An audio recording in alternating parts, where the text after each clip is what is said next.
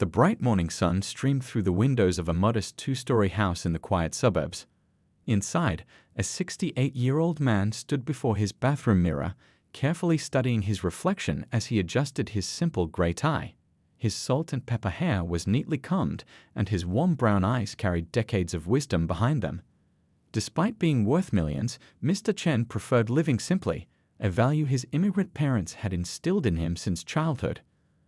Another day of discovery, he mumbled to himself, smoothing down his intentionally ordinary blazer from a department store.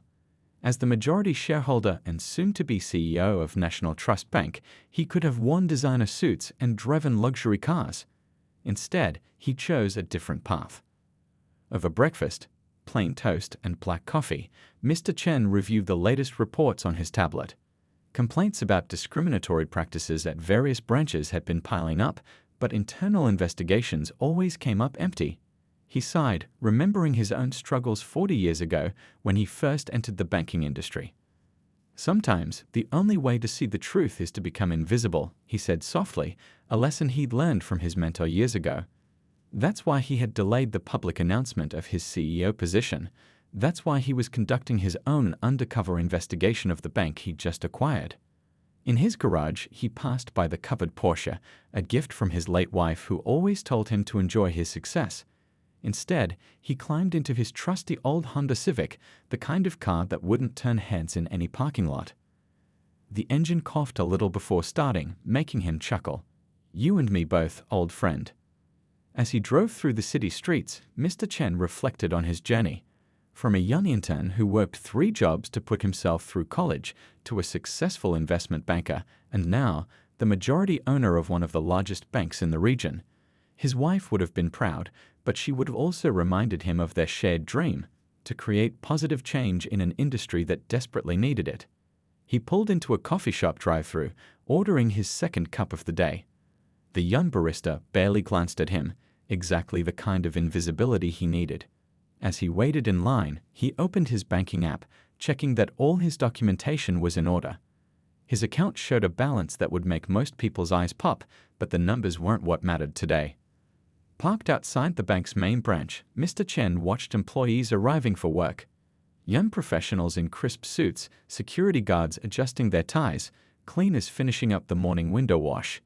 Each person going about their day, unaware that their future CEO was sitting in an old Honda, taking notes on his phone. He noticed how some customers were greeted with warm smiles and ushered straight to the premium banking area, while others faced subtle scrutiny or were directed to regular teller lines despite having similar account types. His trained eye caught the patterns that most might miss, the slight changes in body language, the varying tones of voice, the assumptions made based on appearances.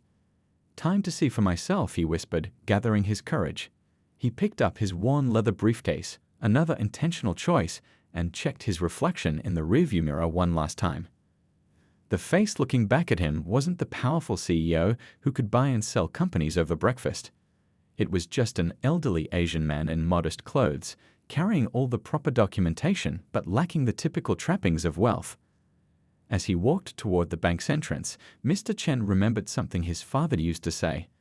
The true character of a person shows in how they treat those they think can't help them. Today, he would put that wisdom to the test, not just for his own curiosity, but for every person who had ever felt diminished by prejudice in places where money was supposed to be the only thing that mattered. The automatic doors slid open with a soft whoosh, cool air conditioning greeting him along with the familiar smell of coffee and paper that seemed universal to all banks. Little did anyone inside know that this unassuming elderly man was about to change everything about how this institution operated.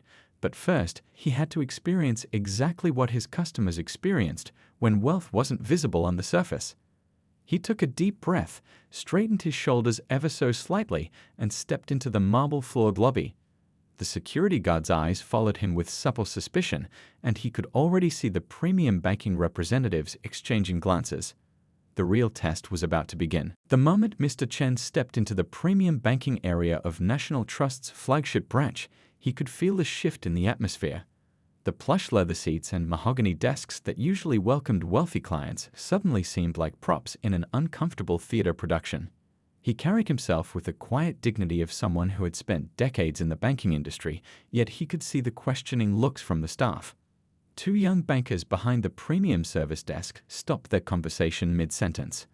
The man adjusted his designer tie while the woman smoothed her blazer, both of them eyeing Mr. Chen with poorly concealed skepticism. He had seen these looks before, not directed at him in recent years, but at others. Now, in his deliberately modest clothing, he was experiencing it firsthand. "Can I help you?" The male banker called out from behind his desk, not bothering to stand or offer the customary walkover greeting that premium banking customers typically received. His tone carried that special kind of politeness that wasn't actually polite at all. Mr. Chen approached the desk calmly, his one briefcase in hand. "Yes, I'd like to discuss some investment options for my portfolio." He placed his premium banking card and ID on the desk with practiced ease. The two bankers exchanged glances, a quick, meaningful look that spoke volumes. The woman picked up his card, examining it as if she expected to find it counterfeit. "There seems to be some confusion," she said, her voice dripping with forced sweetness. "The regular teller line is just around the corner. They'll be happy to help you there." "I believe my account qualifies for premium services," Mr. Chen replied softly, sliding his account documentation across the desk. "I've been a member of this bank for quite some time." The male banker barely glanced at the papers. "Sir, this is a specialized area for our high-net-worth clients. Perhaps you'd be more comfortable with our regular services." The emphasis on comfortable made it clear he wasn't thinking about Mr. Chen's comfort at all. An elderly couple walked in, dressed in designer clothes and dripping with jewelry. The female banker immediately stood up, flashing them a brilliant smile. "Mr. and Mrs. Anderson, how lovely to see you today." The contrast in treatment was stark and telling. Mr. Chen remained standing patiently, his hands folded over his briefcase. "I understand this is the premium banking area. My account balance qualifies me for these services. Would you please review my documentation?" The male banker sighed, making it sound like Mr. Chen was being difficult. He picked up the papers with 2 fingers, as if they might be contaminated. His eyes widened slightly as he read. The account balance was well into 7 figures. But instead of apologizing, he doubled down. "Sir, these documents seem unusual. Where did you say you got this account?" The implication in his tone was clear. He suspected fraud. The female banker had seated the wealthy couple in the waiting area with fresh coffee and pastries. Now she returned, standing slightly behind her colleague. "Perhaps we should get the branch manager to verify these documents," she suggested, her voice low but not low enough to prevent Mr. Chen from hearing. Mr. Chen watched as other premium banking customers came and went, each of them receiving warm greetings and immediate service. He noted how the staff's body language changed with each interaction, relaxed and welcoming for some, tense and suspicious for him. "I'm happy to wait while you verify everything," Mr. Chen said calmly, taking a seat in one of the leather chairs. He pulled out his phone, appearing to check emails while actually documenting every interaction. The subtle looks, the whispered conversations, the way other employees now gave his seat a wide berth, it all painted a clear picture of institutional bias. A young assistant hurried past with a tray of fresh coffee, offering it to everyone in the premium banking area except him. Mr. Chen watched as she deliberately turned away when passing his seat, pretending not to see him. He made another note on his phone. The two bankers were now huddled at their desk, speaking in hushed tones and occasionally glancing his way. They looked increasingly uncomfortable, probably sensing that their behavior wasn't quite right, but too committed to their assumptions to change course. Through it all, Mr. Chen maintained his composure, his face revealing nothing of his thoughts. He'd experienced discrimination before, early in his career, but seeing it from this perspective, as both the target and the secret owner of the bank, gave him a unique insight into how deeply these prejudices ran. The morning light streamed through the tall windows, illuminating the bank's mission statement mounted on the wall, serving all communities with dignity and respect. Mr. Chen allowed himself a small, knowing smile. Soon, very soon, those words would be put to the test in a way none of these employees could imagine. From the corner of his eye, he could see the branch manager being summoned. The real test was about to begin, and Mr. Chen straightened his simple tie, ready for what would come next. His phone continued recording quietly in his pocket, documenting every moment of what was about to become a turning point in National Trust Bank's history. The branch manager's footsteps echoed across the marble floor as he approached, each step filled with self-importance. He was a middle-aged man with perfectly styled hair and a suit that cost more than most people's monthly salary. The kind of person who was used to being the most important person in any room, though today he couldn't have been more wrong about that. "Is there a problem here?" he asked, directing his question to his employees while barely glancing at Mr. Chen. His voice carried that special kind of authority that came from years of never having his decisions questioned. The female banker spoke in a hushed tone, but Mr. Chen could still hear every word. "This gentleman is insisting on premium banking services. The documentation seems irregular." The way she said gentleman made it sound like anything but a respectful term. The branch manager finally turned to face Mr. Chen, looking down his nose despite Mr. Chen being seated only slightly lower than his eye level. "Sir, I understand there's some confusion about our services." "No confusion," Mr. Chen replied calmly, his hands folded neatly in his lap. "I'm a premium account holder requesting premium services. Your staff seems reluctant to verify my documentation properly." The manager picked up the papers from the desk, thumbing through them with obvious skepticism. His eyebrows rose slightly at the account balance, but instead of leading to respect, it only seemed to increase his suspicion. "These numbers are unusual," the manager said, setting the papers down with exaggerated care. "Perhaps you could explain how you came to have such an account." Mr. Chen tilted his head slightly. "Is it standard practice to question how your premium clients acquired their wealth?" A well-dressed couple walked past, and the manager's demeanor changed instantly, his face breaking into a broad smile as he called out a greeting. The contrast was so stark it was almost comical. When he turned back to Mr. Chen, his expression hardened again. "Sir, we have certain standards in our premium banking area. Our clients typically—" He paused, searching for words that wouldn't be obviously discriminatory, fit a particular profile. "And what profile would that be?" Mr. Chen asked quietly, though he knew exactly what the manager was implying. His phone continued recording in his pocket, capturing every word. The manager's face flushed slightly. "I think you might be more comfortable at our branch in the east side of the city. They have experience with more diverse clientele." Around them, the premium banking area had grown quieter, other customers pretending not to listen while obviously hanging on every word. The two younger bankers had retreated to their desks, trying to look busy while watching the scene unfold. "I'm quite comfortable here," Mr. Chen replied, his voice steady. "My account balance suggests I should be. Would you like to check the numbers again?" The manager's jaw tightened. He leaned forward slightly, lowering his voice to a harsh whisper. "Listen, I don't know how you got this account, but I suggest you leave now, quietly, before we need to involve security." Mr. Chen didn't move. "Are you threatening to have me removed because you don't believe I belong here?" "I'm protecting our legitimate customers," the manager replied, his voice dripping with condescension. "Now will you leave voluntarily, or do I need to have you escorted out?" A small crowd of employees had gathered at the edges of the premium banking area, trying to look busy while watching the drama unfold. The morning sun caught the bank's logo on the wall behind them, a symbol of trust and reliability that was being betrayed with every passing moment. Mr. Chen slowly stood up, his movements deliberate and dignified. He was shorter than the manager, but somehow he seemed to fill more space. "I would like to speak with your superior," he said quietly. The manager actually laughed, a short, harsh sound. "I make the decisions here." "And I've decided you mean to leave." He reached for the phone on the nearest desk. "Security, please come to premium banking." Mr. Chen remained perfectly still, his face calm despite the humiliation being heaped upon him. He watched as two security guards approached, their hands resting on their belts, ready for trouble that didn't exist. "This gentleman," the manager said, again using the word as an insult, "needs to be escorted from the premises. Make sure he understands he's not welcome to return."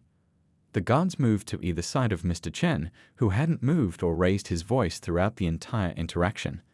Several customers had their phones out now, thinking they were documenting another case of banking discrimination, They had no idea they were actually recording something much more significant. "You'll be hearing about this," Mr. Chen said quietly, gathering his documents with careful movements. The manager smirked. "I'm sure I will. Be sure to include in your complaint how you tried to pass off false documents in our premium banking area." He turned to the guards. "Make sure you get a copy of his ID before he leaves. We'll need to flag this account for fraud investigation." As the guards prepared to escort him out, Mr. Chen allowed himself a small smile. In less than 24 hours, that smirk would be wiped off the manager's face in the most spectacular way possible. But for now, he had seen exactly what he needed to see. The morning sun caught his face as they approached the bank's entrance, and for just a moment, his eyes reflected a determination that made one of the guards step back slightly. But then it was gone, replaced by the quiet dignity he'd maintained throughout the entire ordeal. The security guards flanked Mr. Chen as they walked through the bank's main lobby, their steps echoing off the marble floors. Other customers stopped their transactions to watch, phones discreetly recording what they thought was yet another case of discrimination in banking. The morning sunlight streaming through the tall windows seemed to spotlight their slow procession to the door. "Keep moving," one guard muttered, though Mr. Chen hadn't slowed or resisted in any way. He walked with the same quiet dignity he'd shown throughout the entire encounter, his one briefcase held firmly in his right hand. Behind them, the branch manager stood in the premium banking doorway, arms crossed, watching with obvious satisfaction. He'd already turned to one of his employees and started speaking in low tones, probably crafting the story he'd tell about the incident later. A young mother pulled her child closer as they passed, whispering something that made the little boy's eyes go wide. An elderly couple shook their heads in disapproval, though it wasn't clear whether their disapproval was directed at Mr. Chen or at his treatment. A group of business people in suits paused their conversation to stare, their coffee cups frozen halfway to their lips. Mr. Chen noticed everything but kept his eyes forward. His phone continued recording in his pocket, capturing the sounds of whispers, the shuffle of feet, the barely disguised murmurs of conversation around him. Every detail would matter tomorrow. "Sir, I'll need to see your ID again," the second guard said as they reached the glass doors. His tone suggested he expected resistance, his hand already moving toward his belt. "Of course," Mr. Chen replied calmly, setting his briefcase down and reaching for his wallet. The guard's surprise at his cooperation was evident in the slight relaxation of his shoulders. As he handed over his ID, a small crowd had gathered near the teller windows, watching the scene unfold. Some looked uncomfortable, others curious, a few seemed angry, though again, it wasn't clear on whose behalf. One young teller was biting her lip, clearly disturbed by what she was witnessing, but too junior to speak up. The guard copied down his information with clumsy fingers, trying to maintain an air of authority while handling a task he clearly didn't often perform. "This address current?" he asked gruffly. "Yes, it is," Mr. Chen answered, his voice steady. "Would you like to verify my phone number as well?" The guard looked up sharply, searching for sarcasm, but Mr. Chen's face remained perfectly neutral. After a moment's hesitation, the guard handed back the ID, almost dropping it in his confusion over how to handle someone who remained so composed while being humiliated. Through the glass doors, Mr. Chen could see people on the street slowing down to watch. A few had their phones out, recording through the windows. In the reflection, he caught a glimpse of the premium banking area, where the two young bankers were hurriedly straightening their desks, trying to act as if nothing unusual had happened. "You're not to return to this branch," the first guard said, trying to sound authoritative but coming across as uncertain. "Any future banking needs should be handled at." He glanced at his partner, clearly unsure how to finish the sentence. "A more suitable location," Mr. Chen suggested quietly, his tone making both guards shift uncomfortably. The branch manager had approached now, standing a safe distance away, but clearly wanting to witness the final act of the drama he'd created. "Make sure he understands this isn't a request," he called out, his voice carrying across the lobby. "We reserve the right to refuse service." Mr. Chen turned slightly, meeting the manager's eyes. For just a moment, something passed across his face, not anger or humiliation, but something that made the manager take a small step backward. Then it was gone, replaced by the same calm expression he'd worn all morning. "I understand completely," Mr. Chen said, picking up his briefcase. Everything that happened here today has been very educational. The guards reached for the door handles, ready to usher him out onto the street. The morning had warmed up, and sunshine bathed the sidewalk in a bright glare. As Mr. Chen stepped through the doors, he heard the distinct sound of a camera shutter from somewhere in the crowd. Outside, people moved aside as he walked to his car, their expressions a mix of sympathy and curiosity. He could feel their eyes on him, see their phones still recording, hear their whispered conversations.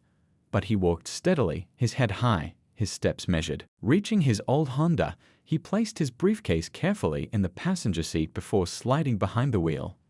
Through the windshield, he could see the guards still watching from the bank entrance, the crowd slowly dispersing, life returning to normal for everyone except those involved in what had just transpired. Mr. Chen started his car, the familiar rattle of the aging engine a sharp contrast to the luxury vehicles in the premium client parking spots. As he pulled away from the curb, he caught one last glimpse of the bank's imposing facade in his rearview mirror. The guards were already heading back inside, probably to report to the manager about how well they'd handled the situation. Little did they know, they'd just provided the perfect demonstration of everything that needed to change at National Trust Bank. Tomorrow would bring revelations none of them could imagine, but for now, Mr. Chen had work to do. He had recordings to review, notes to organize, and a board meeting to prepare for. The morning's humiliation would serve a greater purpose, one that would reshape not just this branch, but the entire organization's approach to banking. Sometimes, he reflected as he drove away, the most powerful lessons come disguised as moments of powerlessness. The next morning dawned bright and clear, the kind of day that usually promised good things. The main conference room at National Trust Bank's headquarters was filling up with people for what most thought would be a routine meeting to introduce their new CEO. The branch manager from yesterday sat near the front, his suit freshly pressed, his smile confident. The two younger bankers who had first confronted Mr. Chen were there too, seated toward the middle of the long table, looking excited about meeting their new boss. None of them had bothered to file a report about yesterday's incident. Why document something they saw as routine? The room buzzed with conversation. People checked their watches, adjusted their ties, smoothed their skirts. A young assistant hurried around placing water glasses at each seat. The morning sun streamed through floor-to-ceiling windows, making the polished table gleam. "I heard he's from one of the big New York banks," one person whispered. "I heard he turned around 3 failing banks in Europe," another added. "Well, I heard he's quite young and very ambitious," a third chimed in. The board members filed in, taking their seats at the head of the table. Their faces held secret smiles, several of them glancing at their phones as if sharing a private joke. The chairman stood, clearing his throat for attention. "Good morning, everyone. As you know, we're here to meet our new CEO, who has already spent some time getting to know our organization." He paused, his eyes scanning the room. "Some of you may have already met him, though you might not have realized it at the time." A murmur of confusion rippled through the room. The branch manager frowned slightly, straightening his already straight tie. Without further ado, the chairman continued, "I'd like to introduce the new majority shareholder and CEO of National Trust Bank." The door opened and Mr. Chen walked in. He wore a perfectly tailored suit now, but his face was unmistakable. The same face that had looked up at the branch manager yesterday, asking politely for service. The same face that had maintained its dignity while being escorted out by security guards. The color drained from the branch manager's face. One of the young bankers knocked over her water glass, creating a spreading puddle that no one moved to clean up. The second banker seemed to be trying to slide under the table without actually moving. Mr. Chen walked to the front of the room, his steps unhurried, his expression calm. He set his briefcase, the same one briefcase from yesterday, on the table with a soft thud that seemed to echo in the absolute silence. "Good morning," he said, his voice carrying easily through the stunned room. "I believe some of us have met before." He smiled, but it wasn't the smile of someone enjoying revenge. It was the smile of a teacher about to deliver an important lesson. He pulled out his laptop and connected it to the projector. The screen behind him flickered to life, showing security footage from yesterday. The branch manager seemed to shrink in his seat as his own voice filled the room. "I'm protecting our legitimate customers." Mr. Chen paused the video. Yesterday, I visited our main branch as a customer. A customer whose account balance exceeded 8 figures. A customer who presented proper documentation. A customer who was treated, he paused, looking directly at the branch manager, less than professionally. The younger bankers were now staring fixedly at the table, their faces red. Around the room, other employees shifted uncomfortably in their seats. But this isn't about one incident, Mr. Chen continued, clicking to the next slide. This is about a pattern. More videos played, different branches, different employees, but similar treatment of customers who didn't fit someone's idea of wealth. I didn't spend my first day as your CEO in this office, he said, gesturing around the impressive room, because I needed to understand what our customers experience. All our customers. He walked slowly around the table as he spoke. I started in banking 40 years ago as a teller. Back then, I experienced discrimination firsthand. I had hoped things would have changed by now. He stopped walking. Clearly, we still have work to do. The branch manager finally found his voice, though it came out as a squeak. Sir, we didn't know. That's precisely the point, Mr. Chen interrupted gently. You didn't know who I was, so you felt comfortable showing who you are. He turned to address the entire room. The question is, who do we want to be? He clicked to another slide, showing the bank's mission statement. Serving all communities with dignity and respect, he read aloud. Beautiful words. Now it's time to make them true. The sun had risen higher now, filling the room with light that seemed to underscore the importance of the moment. Mr. Chen opened his briefcase, the same one that had been dismissed as shabby yesterday, and pulled out a stack of documents. These are the changes we're going to make, he said, passing the documents around. Not because of what happened to me yesterday, but because of what's been happening to customers every day. Changes that will make us not just a more ethical bank, but a better one. The room remained silent, but it was a different kind of silence now. Not the silence of shock, but the silence of realization, of understanding that they were witnessing not just a change in leadership, but a change in culture.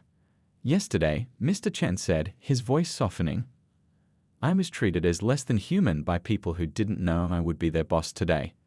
Tomorrow, I want us to treat every customer as if they could be our boss, not out of fear, but because it's the right thing to do. He looked around the room, meeting eyes that now couldn't quite meet his. We're going to learn from this. We're going to grow from this. And we're going to make sure that what happened yesterday never happens again to anyone. The morning light caught his face as he spoke, highlighting not anger or triumph, but determination and hope. The kind of hope that could transform a moment of shame into an opportunity for change. The days following Mr. Chen's revelation brought winds of change through National Trust Bank. The morning after the board meeting, employees arrived to find their desks decorated with small cards. Each card bore a simple message: dignity and respect start today. In the main branch, the atmosphere was different. The branch manager sat in his office, blinds half drawn, staring at a mandatory leave notice. It wasn't a firing. Mr. Chen had been clear about that. We don't solve discrimination with punishment, he had said. We solve it with education. The two young bankers who had first confronted Mr. Chen were assigned to a special project. Instead of being suspended or dismissed, they were tasked with interviewing customers about their banking experiences. Rich, poor, young, old, everyone have a story to tell. I never realized, the female banker said one afternoon, her voice shaking as she reviewed her interview notes. So many people feel invisible when they walk in here. Her colleague nodded, remembering how they had tried to make Mr. Chen feel exactly that way.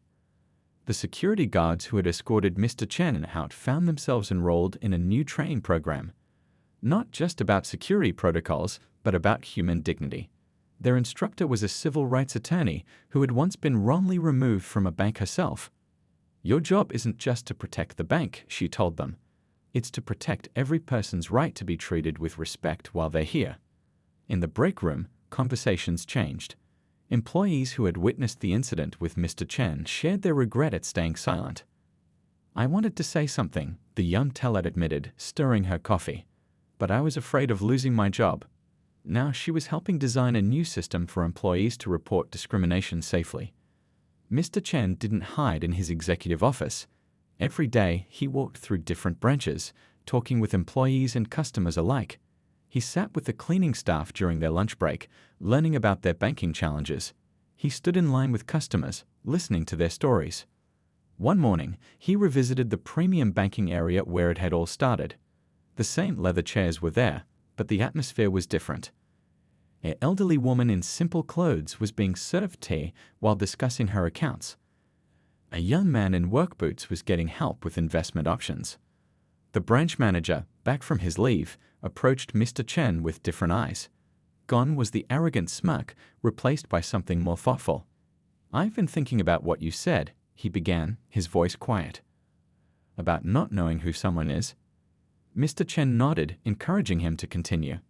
"It's not just about not knowing if someone's rich or powerful," the manager said, watching a diverse group of customers being served. "It's about not knowing their story, their struggles, their potential." And Mr. Chen prompted gently, "And it was never our job to judge, it was our job to serve." The manager straightened his shoulders. "I'd like to help make things right." The training programs Mr. Chen implemented weren't just about diversity. They were about humanity. Employees learned about different cultures, yes, but more importantly, they learned to see people as people. The two young bankers who had first judged Mr. Chen became unexpected champions for change. They shared their story openly, using their mistake as a teaching moment for others.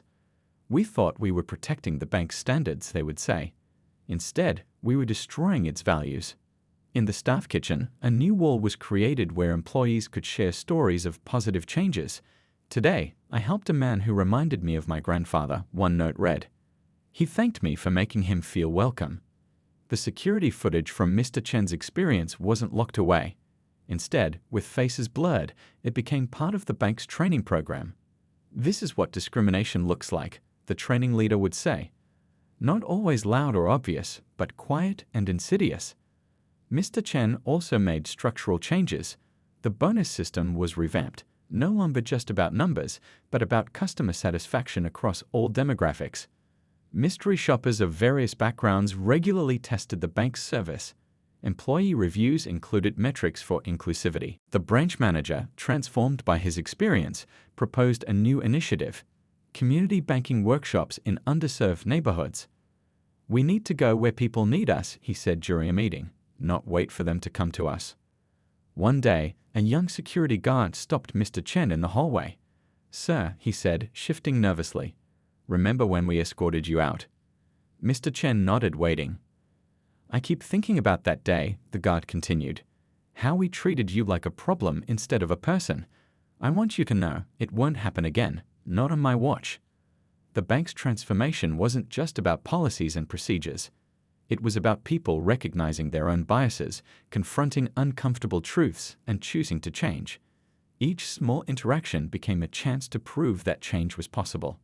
In the main lobby, the bank's mission statement still hung on the wall: serving all communities with dignity and respect. But now, when employees looked at it, they didn't just see words. They saw a promise they were learning to keep. The morning sun still streamed through those tall windows, but it now fell on a different bank. Not perfect, not yet, but moving in the right direction. One conversation, one interaction, one person at a time. 6 months had passed since that fateful day when Mr. Chen walked into his own bank as a customer. The morning sun still streamed through the tall windows of National Trust Bank, but it illuminated a very different place now. In the lobby, a new installation caught everyone's eye. A wall of photos showing customers and employees sharing their banking stories. "I opened my first business account here," read one caption beneath a picture of a beaming food truck owner. "They believed in my dream when other banks wouldn't."